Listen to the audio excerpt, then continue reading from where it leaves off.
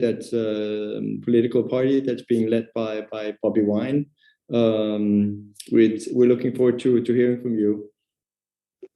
Thank you so much, Johannes, and thank you so much, Your Excellency.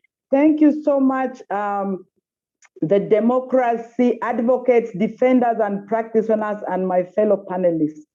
I also extend greetings to all the comrades out there who are very actively participating in this forum.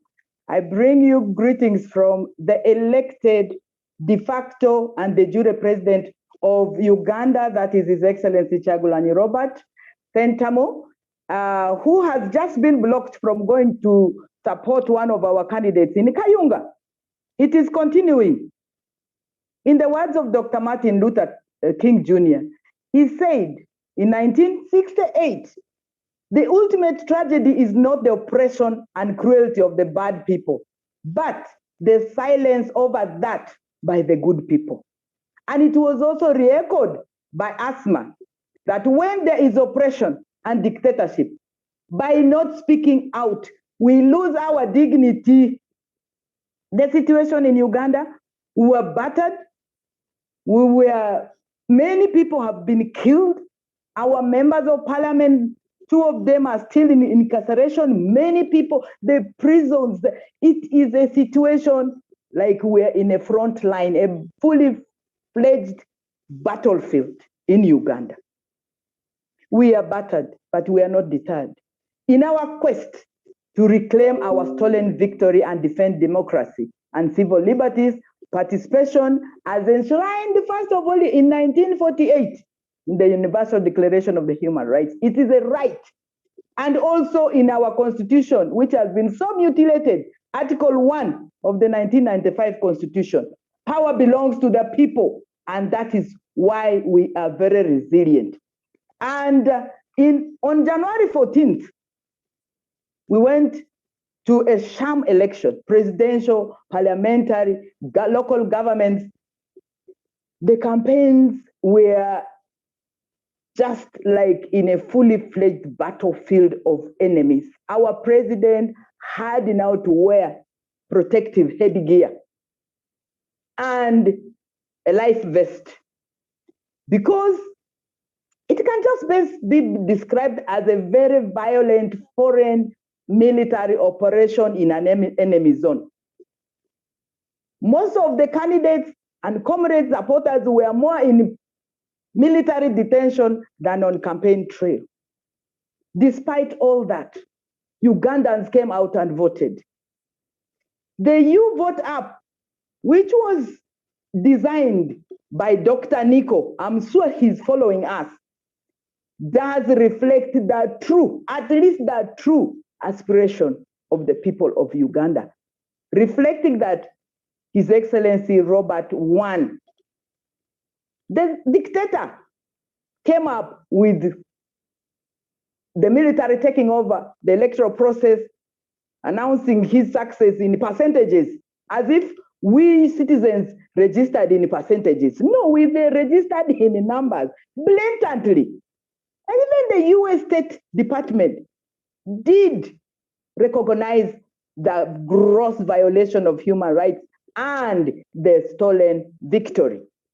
And a number of other evidence support that. However, much as they have recognized it, and it has even continued up to now, the abductions, the arrests, the murder, their mass graves. I myself was abducted by military men, incarcerated with men. I don't know what their intentions were. I think it was to deny us, the Nubian leads, scholars, the whole A team of the presidential campaign abducted by foreign military. Foreign military. We had in Uganda, all the evidence is there. And then charged with very trumped up charges of spreading COVID-19. I still go to court. My president, our president, elected president, immediately after casting his vote with his family, the military occupied his whole home, put him under detention, no access to the lawyers or to medical doctors or to anybody.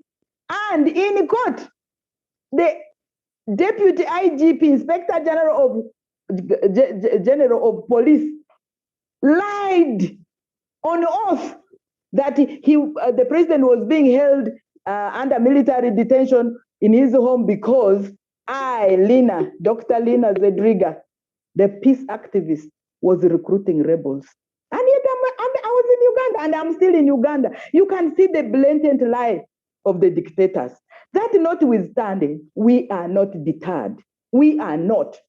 The horrific experiences of the people who were abducted by military anti-terrorist groups trained for anti-terror activities arrested our people. And they went through horrific experience. Anyway, that notwithstanding, we are saying, one, we are calling to the international community, do not recognize the so-called the stolen victory of Museveni. You are condoning the blood of Ugandans are in your hands. Do not recognize it. Two, we are calling upon the implementation of the Magnitsky Act, blanket. Three, we are also saying that Museveni should be top on the list of those to be sanctioned. Four, we are saying as activists, we will not relent. We are stronger together. We must continue to link up, not as an event, but as a very systematic, planned action, such that, because our people in the local communities are ready, by the way, they are very, very ready. They are so ready, they are so angry, it is only us that is letting them down, because there's no way we are going to, sell and accept. Acceptance is unacceptable in terms of this stolen victory and the continued incarceration of our people, the continued murder of our people, the continued mass graves. This is genocide. Why is the world silent? And yet we have commitments to the responsibility to protect. Then UN Secretary General is going to come up and say what afterwards? So we are calling upon the international community, do not recognize this illegitimate government. Please take action in terms of how he's even exporting the brutality to Kenya, to DR Congo. What happened to the African Union? We need to hold these governments accountable and the regional bodies. We need to speak out. And I know my time is out. I want to end by saying that for us, it is not a choice to be here in the country. It is what we owe to the communities. And we also want to remind everybody that it is not enough to be in your comfort zone. Come out and speak, because it is not enough to understand or see clearly. The future will be shaped in the arena of human activity by those willing to commit their minds and their bodies to the task. This was by President, the 35th president of the 35th president of USA. And then we also want to say that change is the law of life. And those who only think of the past and the present, you are going to miss the future. So let us speak out, let us map the future. We owe it to two categories of people, that those who have died trying and those that are not yet born. And you have no language how you negotiate with them. Thank you so much. Thank you, Dr. Lina. I'm very, very happy that we got the internet connection through to you. You are always an inspiration to hear you speak. And so I also personally feel invigorated. I think one of the things you said, by not speaking out, we lose our dignity. I think that's a really important statement. And you also had some really concrete asks to what the international community can do more, which I all found from Magnitsky Act to non-recognition being very, very sound. I have last on my list, so to everybody, I apologize. We run a little bit over